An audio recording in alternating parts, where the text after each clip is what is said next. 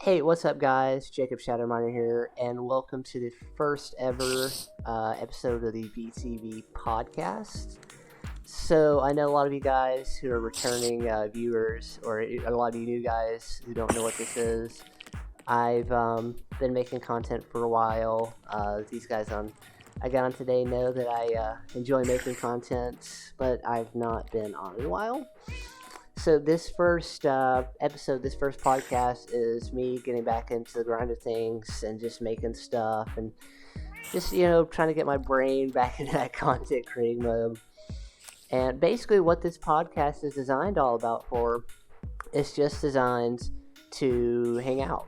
Be like you're in a voice chat on Xbox or PlayStation or whatever and just have a good time and just talk about whatever's going on and over time, eventually I'll have like a co-party leader, I guess you could say, but mostly, it's just whoever pops on.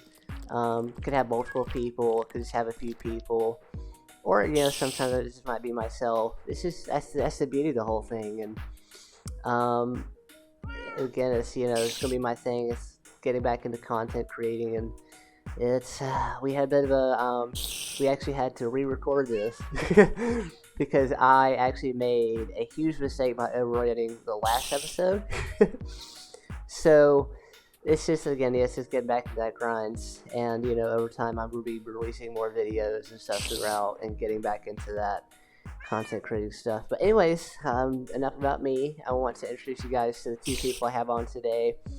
One person might pop in later, just kind of pop in if you can get time. But if not, it's totally fine. I want to start off with introducing Alex. He goes by Rocket Man. I've known him for a while. I've been friends with him since high school. Does a bunch of great streaming. He kind of has a work-life balance like I do. So, take it away. No, I appreciate that intro. Thank you so much. Like Jacob said, my name's Rocket Man.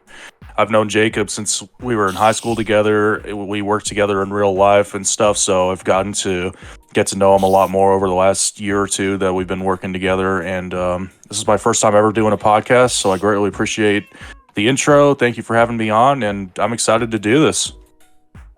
Sweet. Glad to have you on, man. It's always great when you take the time and help me out and all that kind of stuff. I really appreciate that. Oh yeah, absolutely. Likewise. I know you obviously behind the scenes you help we bounce ideas off of each other with what you're doing with Sagamatic, and you help me kind of get some ideas for what I do with my Twitch stream and stuff like that. So it's a good business relationship, I think, and a good friendship just in general. So yeah, again, thank you for having me. Yeah, no problem, man. Because being a content creator, having somebody to like collab with, have somebody to work with, even though you and me both have that mindset of like, oh, we gotta do it all. Because really being a content creator is a business, because you have to be your own advertiser, you have to be your own marketer, your own editor, and just having somebody like bounce off ideas and help out it's a lot. It means a lot. So anyways, I would like to introduce my potential future editor, and also possibly potentially the co-host of this beautiful little podcast, Mr. Shadowminer 365. I'm glad to be here. I'm Shadowminer 365, as said. Editor in training, short and sweet. Don't have too much to say. Just glad to be here. Yeah, actually, I met this guy right here. It's actually kind of very funny. We just started getting, chatting it up on Instagram and all that. And it's because we had the same username. we both came up with the same name, I guess. Small world. And we just got to talking. Definitely. Yeah.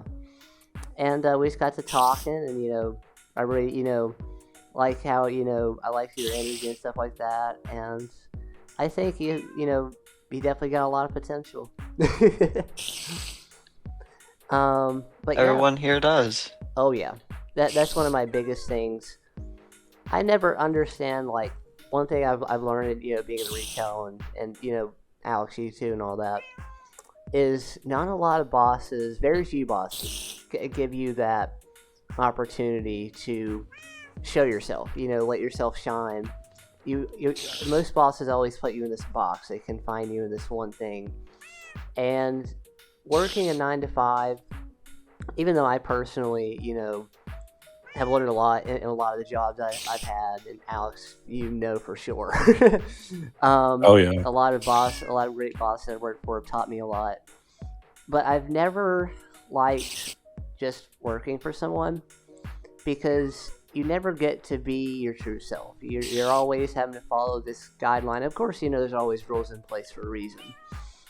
But I've always never liked being under someone, like working for someone.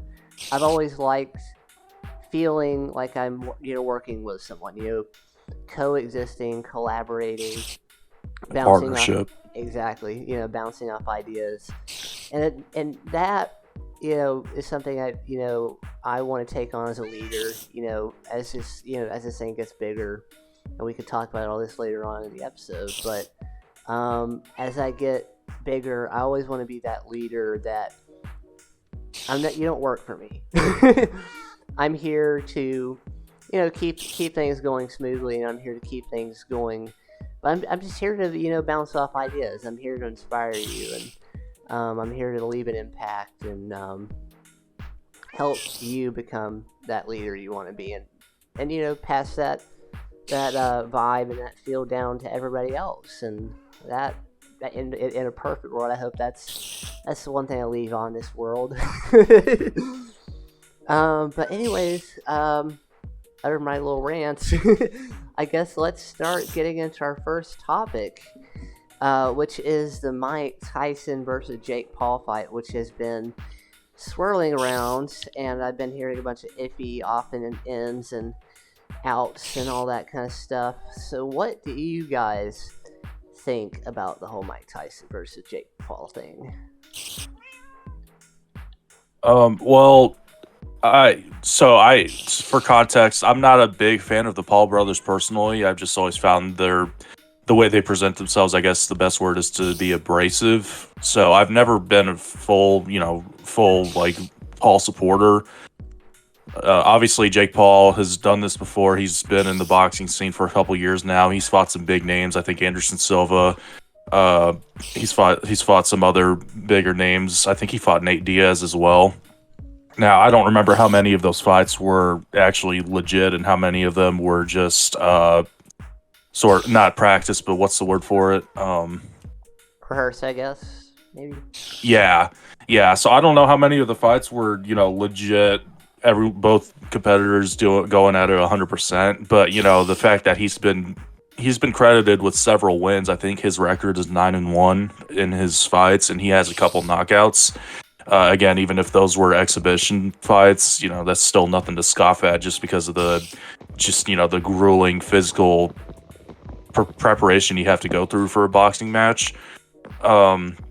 Mike Tyson started releasing videos on his social media of him training for the fight. He looks like he's taking it pretty seriously. So, I was actually on my own personal Discord server. Someone was asking me what I thought of the fight and who I thought would win, because I guess him and his dad were having an argument. And I'd said that if both competitors were going at it 100%, I think that Jake Paul would win. But if it was going 100%, sorry, Mike Tyson would win. But I don't think that's going to be the case. I think it's going to be more of an exhibition, in which case I give the edge to Jake Paul. But I just, in general, ever since the whole Logan Paul KSI fight, I've kind of been out of the boxing scene, because I feel like it's more done for a show than for actual competition. So that's kind of where I stand on it. But yeah, that's just my opinion. Yeah, I totally agree with that. See, I've never really, at first I never really liked the Paul brothers, because it's like that, it's like that team you want to hate, it's like that one, those people that always beat your team. And Alex, you know that a lot. It's that one person you just want to hate because they just do so well, but then something bad happens to them. Like one thing I've learned to respect about the Paul brothers, like especially Logan Paul too, is how they've overcame adversity and how they've basically, essentially, they've, I wouldn't say represented the content creating world in a like good way, but they've just represented content creators in a very unique way, like Logan Paul coming back from his canceling and all that kind of stuff. But they're out there, like Logan Paul's getting into the WWE, Jake Paul's getting into boxing, and they started their own, drink brand, which has actually become very successful. And that's something I've always supported and I've always been behind is, content creators making a difference in the world. Being a content creator, basically it's a task. It's a task on its own, and it's just a lot more than just editing. But basically, being a content creator and then having this idea of hey, I want to make a difference in the world. I want to make a change. I want to do stuff. And the fact that it's not even just the Paul brothers. It's Mr. Beast and stuff like that. They want to take their abilities and their creativity and make a change in the world. And a lot of them stand up to people like Big Hollywood, big anything. And the fact that and what's so interesting is Big Hollywood and these talent agencies to target people like that because they know content creators are doing their own thing.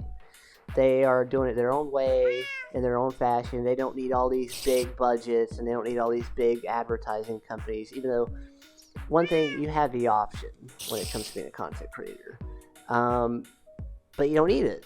PewDiePie, for instance, or even Markiplier, they have had these small teams, small editing teams where they just come together and they make stuff. But you have YouTubers like Linus Tech Tips or Game Theory where they have a bigger team. But the beauty in being a content creator is you could just run it with a small team, or even in very rare cases, you could just do it yourself. But back to the whole Jake Paul versus Mike. I think they're very, very good competitors. Mike, he's kind of aged a little bit, and Jake, he's always had good fights. But one thing I think is kind of funny, and I think should make this fight different, in my personal opinion, is I think both of them have kind of agreed on this too, is he should quit it with the exhibition fights. Because I get he's fighting a lot of people who have legacies on the line, that sort of stuff, especially when it comes to Mike Tyson. But I think having a good official fight, getting everybody hyped up and getting everybody excited to see who wins would be this big thing. And I think it's not an unfair fight. If Jake Paul comes at it with this mentality of hey, I'm gonna bring my all to this, and Mike Tyson's obviously gonna bring his all into it, I think it could be a fair fight.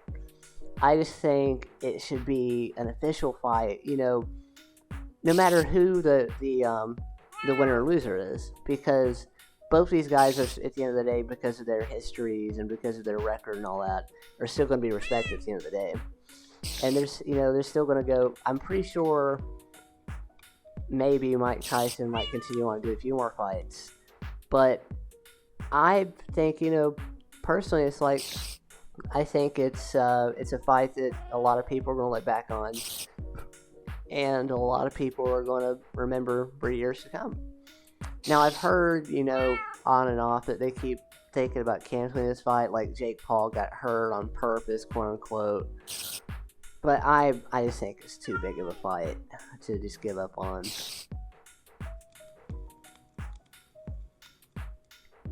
Yeah, no, I feel I agree, and kind of something you said a little bit ago, kind of going a little bit off topic. You said about Mike Tyson's age, Did you guys see that tweet from Tom Brady a couple days ago, where he said if he got 50K likes, and he had the word "unretire" crossed out, and then said grow his hair back to like the late 2000s style. Oh, I saw that. ESPN and IGN, everybody was eating that up. It was so funny, and I don't know. You just don't know. What's funny was guys like that. It's like they always, have that one fight that's left in them. It's kind of research me with, Mike Tyson. It's like, yeah, I know, this can't be the last one. Because, like, if you're a competitor, it's like, you just want to go at it. You just want to keep on going. Like, I know me personally, it's like, I mean, I can't really say this because I don't know in the future. But, like, if I'm making stuff and the studio's going big and all that, I'm still going to want to be hands-on. I'm still going to be wanting to do stuff, even if I do, like, eventually retire at some point, which is going to be a long time away. I'm still going to be doing stuff. But basically, it's like, I think when it comes to Mike Tyson and, Tom Brady, you never know. You never know if they're going to be back and doing their thing, and you just never know if they're going to retire eventually. I mean, you saw it with Brett Favre unretiring twice before he actually finally hung it up. So, Brady's already unretired once. So, yeah, I don't think he actually would. He signed his massive mega deal with Fox to take over Greg Olson's spot on the broadcast booth next year. So I don't think he would. Plus the fact that he's part owner of the Vegas Raiders. I don't think it would actually happen, but it would be funny just to see. Yeah, that contract deal, I really don't think he's going to retire. I think he's, of course, because Greg Olson stepped down from that position, I think he's taking something else. But I don't think he's going to retire from it. I think, you never know.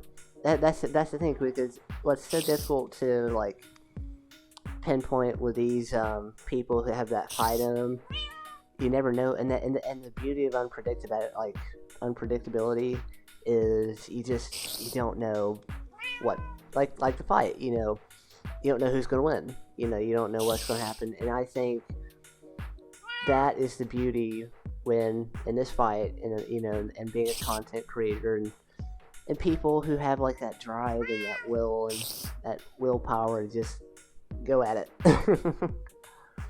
Speaking of unpredictability, this eclipse that everybody says is going to be the end of the world. What did you guys think about that? Have you guys enjoyed it? Well, where I'm at, it was about 85% coverage at the max point. And I went outside. I had my sunglasses on. I was able to look up at the sun with the sunglasses. I was able to see the eclipse. I tried my best to get my phone camera to cooperate to get some good pictures and videos. Did not work. Had to even sacrifice a lens cover. It ended up not getting any pictures worth anything. But obviously I guess I can't say obviously because most people watching don't know me in real life. But back in 2017, the eclipse that went through, we where I was at was almost 100% coverage. So I can't complain too much about the one on Monday. I did think it was interesting that going into the eclipse, like leading up into Monday, everyone was saying that pretty much the entire path of totality was going to be covered by clouds, so no one would be able to see it. I didn't really keep up with it too much after that to see if that was the case, but that's kind of my thoughts on it. Oh yeah, I remember that. They said it was supposed to rain that day, but actually it turned out pretty good. I got some pictures myself, got creative with it, and it was funny. NASA was saying that, be careful about taking pictures of your phone, but I took pictures of my phone and my camera was just fine. And I also got like a pair of, the glasses, and I had like this cool little effect with my glasses, so it might, it actually turned out pretty good. And I remember the one in 2017. It also was a pretty good one, but here, it wasn't too big, and the same with this one, but it actually turned out to be pretty good. It wasn't the end of the world, I guess, like everybody said it would be. But Mr. 365, did you get to see the eclipse on your end of the world? I mean, I'm in the United States, so I definitely got to. Around here we had 93% totality, which was really nice to watch. Sweet. Yeah, it really turned out to be a very fantastic podcast, and it not podcast again. It's that trying to get back to that grind. It turned out to be a very interesting eclipse, and it turned out to be a lot greater than I thought. It was, especially with the cloud coverage. Even with the cloud coverage, towards the end there, the clouds kind of parted, and it did. It turned out amazing.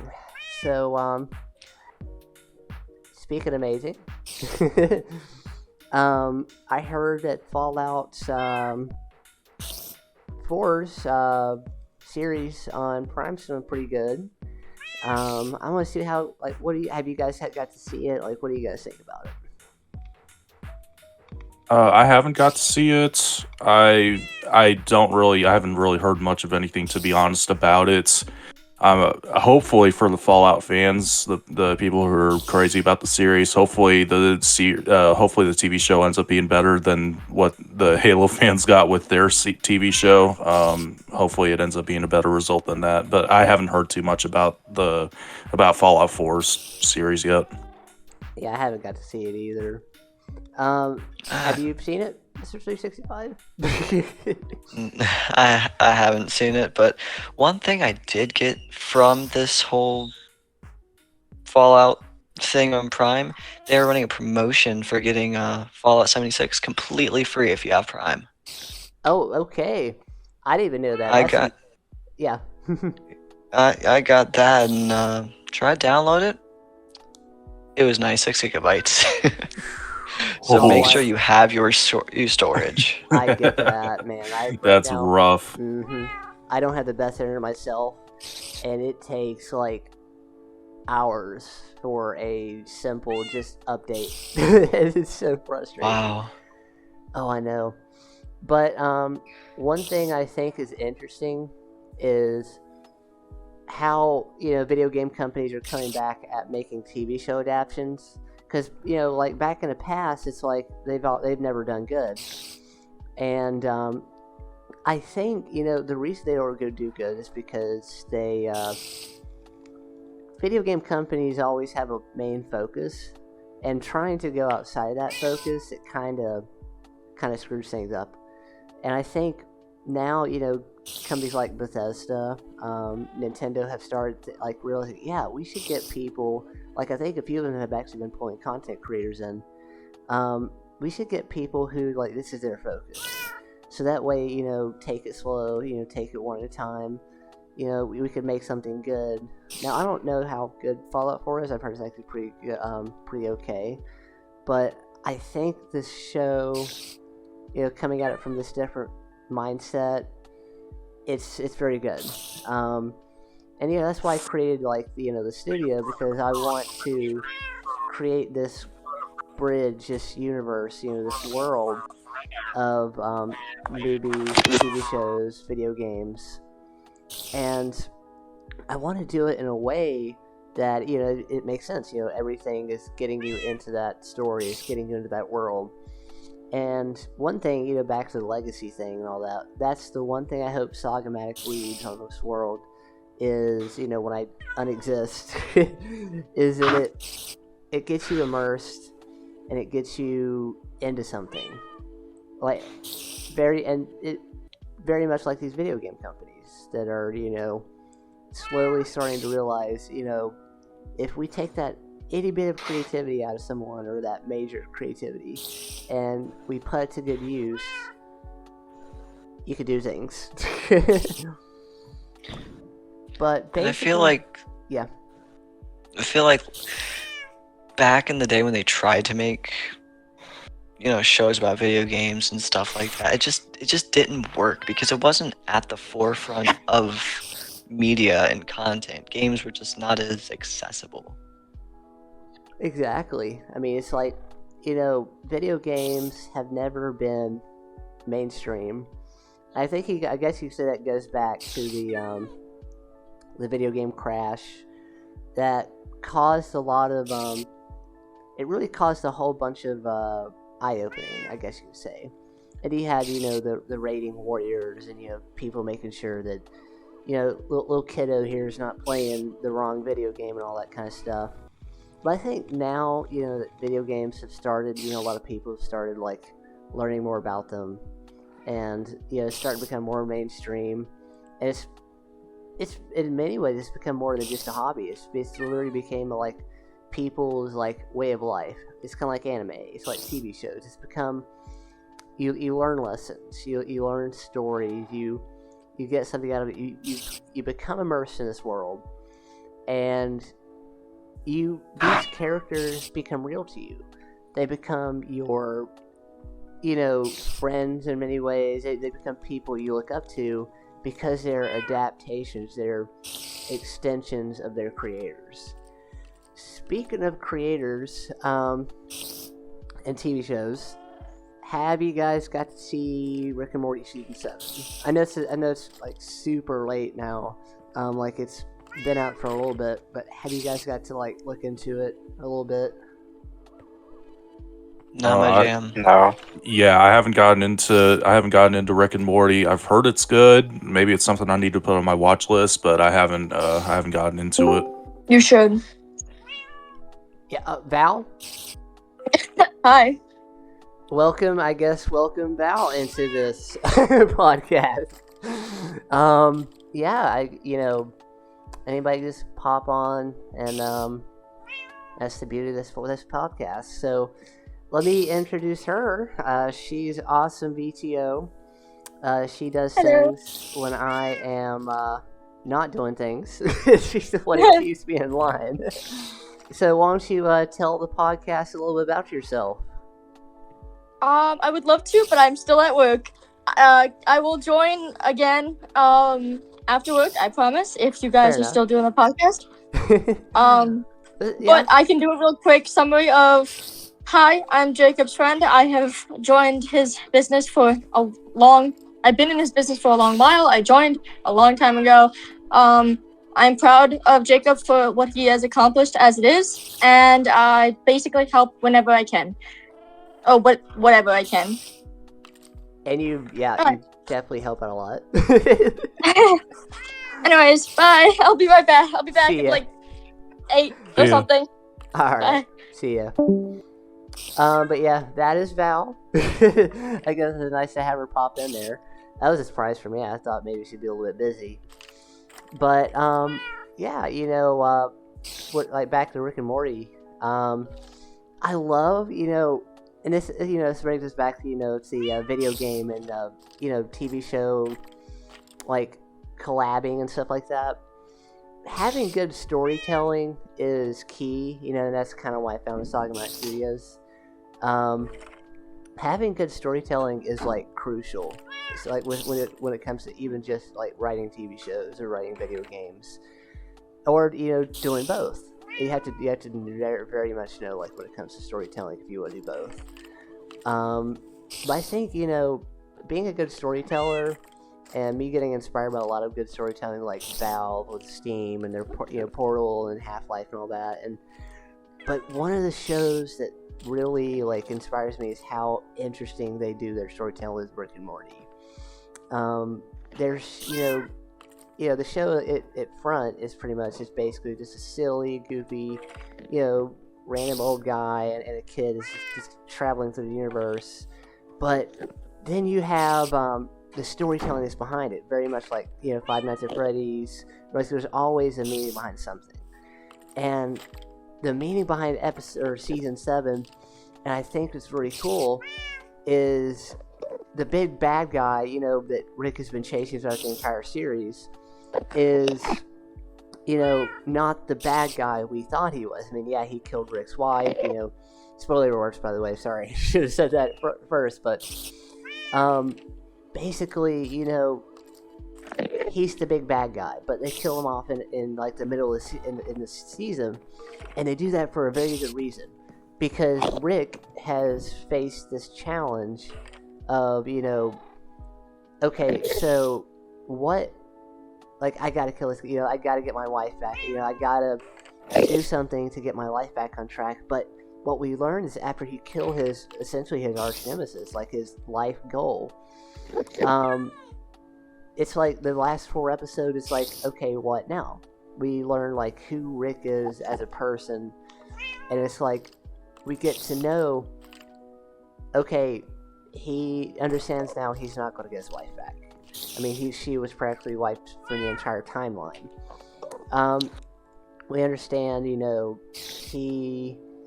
is going to have to adjust that. He's going to have to get through the fact that it's like, okay, what now? I just killed my arch nemesis. It's like, now I could do whatever I want, however I want, with whatever little existence he has left. And I think, that's the beauty in storytelling. If you could do it very well like that, you could do a lot. Pretty much. I have a question. Yeah. Why doesn't he go to a dimension where his wife doesn't die? Reminds me a lot of Futurama storytelling. So, here's an interesting thing. So, the reason Rick can't just go to a different, dimension or whatever is because what Rick Prime did was very kind of, messed up. He basically, he had this device, this mega device, and I don't want to give too much spoilers, but he used this mega device that not only just, he killed his wife in the, one of the earlier episodes, directly, but after he created this device that not only just erased her from one timeline, it erased her from, the entire existence, which is kind of, very, very messed up. Now, Evil Morty, because apparently he was evil at first, and now I guess he's evil still, but he's, their partner in crime, stole the original schematics, so I don't know if they're going to be using this device later on, so you still have that big bad guy in there in the mix, but I don't know, it's just interesting to see where it goes.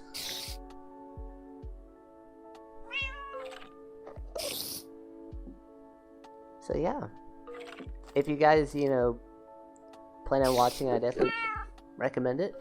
It's actually very, very funny. It's got a lot of cool stuff, and basically, they got another meme at this point, kind of like Pickle Rick. You got Leg Rick now, and that every Rick. Leg Rick. I'm telling you, every if you ever watch anime, every series has its fillers, and Rick and Morty has definitely got a ton. It's full of filler. But anyways, talking about good storytelling, because we're about to start wrapping things up a little bit. I guess you guys got to get a little bit of taste of what it's like in the studio, and me getting back on the grind of being a content creator, of course, me deleting this past episode and getting my mind set back on making stuff.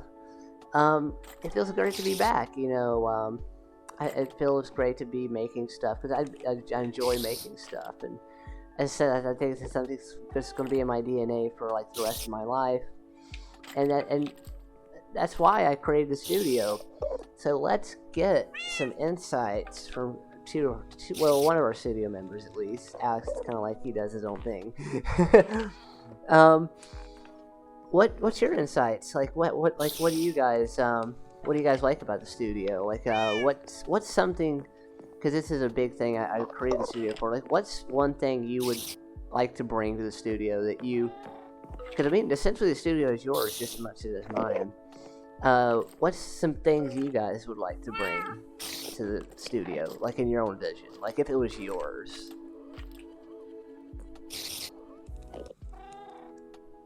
I guess I'll yeah, go ahead, sorry. Yeah. Just one word: opportunity. Yeah. That's true. Having an opportunity, which is just very rare these days. It's always good to be given an opportunity a lifetime. Even though I don't think it feels like that to me sometimes, but I've never been given that opportunity, and to give that opportunity to someone, it means a lot to me, and that goes along with that legacy I hope to give out there to the world. But what about you, Alex? You're kind of like an outsider, but you're also kind of not. So like, Yeah. what do you say about the studio? What do you want to bring to the table? So the word that I have, that kind of ironically kind of rhymes with opportunity, is community.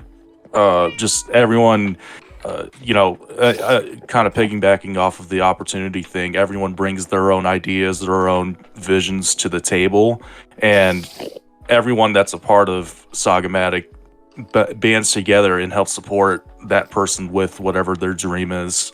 Supporting them with ideas, with helping them with editing or whatever that looks like. Just helping other people pursue their vision, and that's something that I think you're doing a really great job of doing already. And then I feel like as Sagamatic continues to grow, you just bring in more people that are of that same mindset, that are, hey, I can help this person here with this project and help them launch their own brand or whatever that looks like. So that's something I think is really cool.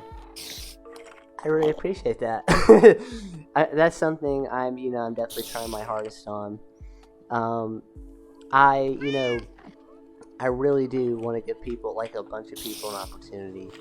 And, no matter how far I get in life, it's just, no matter how far my journey takes me, I could keep saying this over and over again because I like to ramble a lot. But I, never been given that opportunity. Sometimes I have. But, the fact, the privilege to just, to have that honor to give somebody that that opportunity, give somebody the idea, let them do their own thing. Because, one thing I've always hated is micromanaging. Alex, you could be on that too. And it's like, I want to get to a point where it's like, yeah, I've helped, get a project started. But, very much like business, because being a content creator is a business, or being a creator in general is a business. I want to get to that point where it's like, I've helped out, and, I've helped somebody grow, and they become their own individual leader, their own individual creator, their own person, and they take over that project, and I could just be hands off, and eventually go on work on the next thing. But I'm there. I'm obviously there still to help. But, this project, whatever it is you're working on, it's yours. Because that's how I'd want to be treated. Like they say, the golden rule is treat others how you'd like to be treated. And that's a big thing here. And just to have that privilege, to look to, give somebody that idea and give people that, kind of like what we've talked about before on that, episode we got deleted. Give people the opportunity to look back on something, to look at their achievements, whether it be like with YouTube, or if you're just a social media influencer, if you're just a content creator, you're just working on a simple project, or whatever it is. You have this ability to look back at what you've done as almost like a timeline.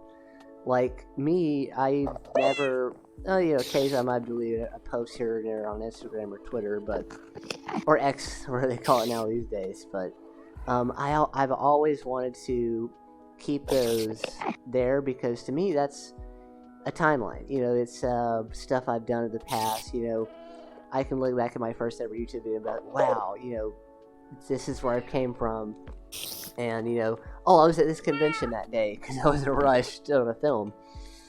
But, the ability to give people that feeling, and just have that, ability to do their own thing.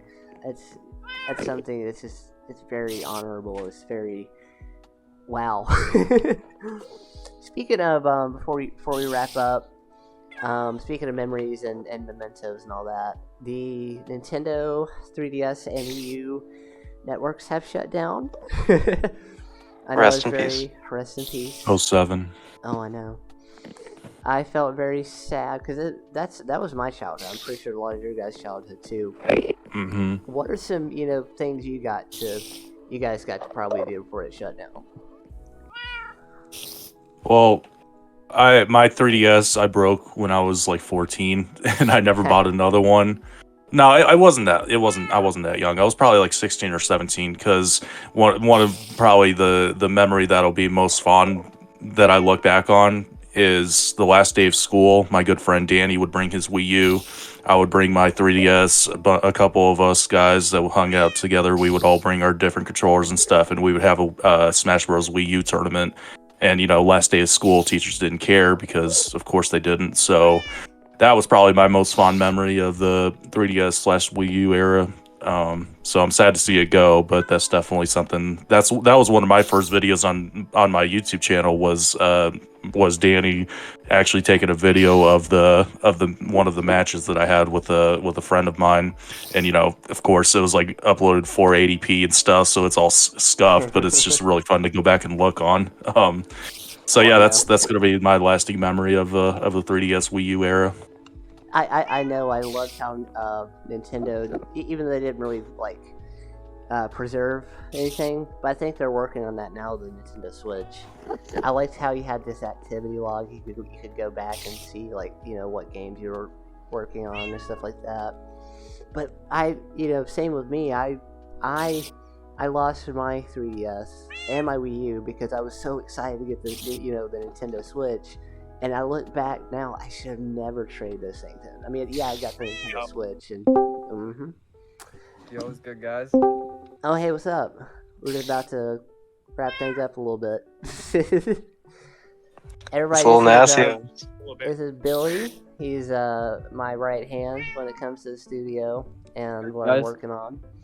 So tell him a little bit about yourself. We'll talk about the 3DS here a little bit. So if you want to share some of that after. Sure. All right. Well, I'm gonna get closer to this mic first. So me and Jacob, as you can see, we run a recording studio called Melodic Waves. Jacob's grabbing something to show right now. Sweet. And then we've known each other for a while. We met on that YouTube. Yeah, we met on that live stream a long time ago. Yeah. That's the thing. A lot of people who've helped me throughout the years. I've met them in very very unique ways, and that it's like they always say people get brought into your life for a reason, and that's something I take at face value. Is that I just always believe everything happens for a reason. It does. Everything does. Oh yeah. And Jacob, do you want to share anything about the studio? This is my co-partner of the Melodic Waves. There's three of us: me, him, and Tazzy. Yeah. And he's appeared in some videos. So. Oh yeah. We've been working on our promo. We've been a lot more professional. We deleted all my cringy Instagram posts from years ago. I used to post just a fucking picture with no hashtags and wonder why it got nowhere. Then I'm making actual fucking videos, including the hashtags, boosting it. Cool captions are actually fucking professional. We set up. Now we got fucking Instagram, LinkedIn, X/Twitter. And fucking Facebook, fucking we're on everywhere. Yeah. I mean, hey, we want to use Facebook Pixel too. Everywhere. So. Yeah. Yeah. I mean, hey, it's always good to be everywhere because you never want, when it comes to content creating, you never want to put your eggs in one basket because you just never know when something's going to shut down. But anyways, back on the 3DS stuff, finishing up and all that. Yeah. So since we just got here, what have we talked about so far? Well, so far we've ran through the whole Mike Tyson fight thing. We've ran through the whole pretty much right now. Right now we're back on the. Oh yeah, sorry. Hold on. I want to get back to that topic since we just got here. What's your thoughts on the Mike Tyson fight, Jacob? All right, I've been fucking hyped for that old man to beat that punk's ass. Yeah, he's gonna beat fucking Jake Paul. I think he's gonna beat him. I mean, hopefully the age doesn't affect Mike Tyson's fighting, but I have a feeling Jake Paul's gonna lose this one. Mike Tyson has been using electric fucking shock to help his muscles grow without burning out his joints because he's an old man, which is fucking cool. Plus, you see Jake Paul fighting, he's fucking flat-footed. He's not moving around. Tyson at 58 fucking years old is going just like he always used to, the peekaboo shit. He's moving around like that. Yeah. He's going fucking crazy. You can hear the fucking ferocity in the punches from just the sound of it hitting the, the crane his head and shit. So it's like, I mean, I think if Jake Paul wins this, then we'll confirm that it's rigged. Yeah. Yeah. Jake is gonna lose no matter what, because if he wins, he beats up an old man. If he loses to an old man. It's like there's no way he can possibly win this. Really. Yeah. That's what we were talking about. Yeah, earlier. You know, At one point, Mike Tyson was considered the dangerous person in the whole world. Yeah. Yeah. But I think, you know, Wonderful. yeah, if Jake Paul comes in with the right mindset, you know, he trains for it very well. Yeah, you just never know. Yeah, that's the beautiful thing about that's the beautiful thing about unpredictability. Can't secret. What do you guys think of Prime? Watch your ears, Jake. Oh, they love it. I think it's too just as much sugary. as I do. But anyways, you know, back to that whole I like the ice thing. pop flavor the most. Yeah. It's a good chaser though. Yeah, it's good for chasing like fucking broadfish and Yeah. shit. It's not really good straight up. Great Yeah. chaser. But yeah. Not anyways, back to sponsored, the whole- haha, unless. Unless you never know. But anyways, back to the whole 3DS thing. I yeah. should have never sold mine, and pretty much. You Logan, know, hit us up. I pretty much, you know, it's like I love my 3D, my Nintendo Switch now, but you know, as things all come to an end, as they always do, all good things must come to an end, unfortunately. I hate you guys had to come in at the end of this. Bit of a time crunch. here earlier. Oh, yeah. I know. When's the next podcast? Next podcast will be Thursday, guys. Friday. We're going to film it Thursday. Actually, on time this time. I should be back in the groove of things. So, Freaky Friday. And then Saturday, it'll be on Spotify. I am not going to corrupt things this time. I'm not going to accidentally overwrite anything. And I learned my lesson of, which I should have known this for a while, of saving my stuff. But anyways, guys, I guess we're just going to go ahead and wrap things up. I had fun. You know, I think a lot of us had fun. I'm going to put a lot of the links to these guys' stuff, you know, so you guys get to know who they are. And if you guys want to have any final touches before we head out. I have a question for the viewers and like listeners to this. Does anyone remember Face Raiders for the 3DS? Oh yeah. Oh, yeah. Face Raiders. Oh, yeah. Oh my I gosh. can't tell you how many screwed up shit I made with those things. Oh, I think if anything with 3DS and all that, that's the one thing I'm gonna remember the most, because I think that and that, those cards you could get, those AR cards, I think I played that a lot more. Oh yeah. Mm-hmm. A lot more. They gave you than- like 3 or 4 when you bought the 3DS, Oh, and I then know. you just couldn't tell what they were at first. Right. And then you eventually find out it's like, oh, these are collectible cards, and I still have mine. Thankfully, they're a little bit bent, but I think I played that stuff more than I played my games. Gotta regret that a little bit. But anyways, you know, it's been fun. You know, thank you guys for, you know, taking the time to hop on this and do this re-recording. I kind of screwed up a little bit. Yeah. You know, thank you. Actually, be. Yeah, we'll be thanks there for for the having whole me. thing next time. Yeah. I think we should all put our cameras on next time so they can see us. And we should be having some of the melodic waves beats in the background. Yeah, we Of could have course, some yeah. instrumentals. That's You know, fully made. Yeah, of course. You know, it's a voice chat thing. So, you know, it's like, yeah, you will have our camera. I'm gonna have my cameras on. You know, it'd be like a thing where it's like it's up to you if you want to have your camera on. But anyways, guys, thank you guys for taking the time out of your day. You know, you guys didn't have to pop on it, so I really appreciate it. So like, you know, like I said last time, you know, you guys can catch us on Friday at 4 p.m. As we get back on track. You know, a lot of us are going to be working on a lot of videos, so expect to see some gameplays and skits and funny stuff in the meantime. So while you're waiting on our boring, you know, wait of a wait period for our podcasts. So anyways, we thank you guys for taking the time out of your day to hear us out, and I hope you guys get to enjoy it and just vibe out. You know, 'cause that's what this whole podcast is about. You know, just enjoying things and learning stuff and just chilling. So as always, I shall see you guys in the next one. And I can't believe it's been so long since I've said this. These guys know. I shall see you guys in the If next you know, one. you know. Mm-hmm. Subscribe. Next one, And subscribe, like, never comment. forget to, and this is the new thing. Right. Smash that 5 stars. subscribe button in the face. Right. Right now, do Um, that shit. And follow on Spotify. And Add this to your 5 stars on Spotify. 5 Bingo. stars. And 6. this is the new catchphrase. Never forget to keep shining. See you guys.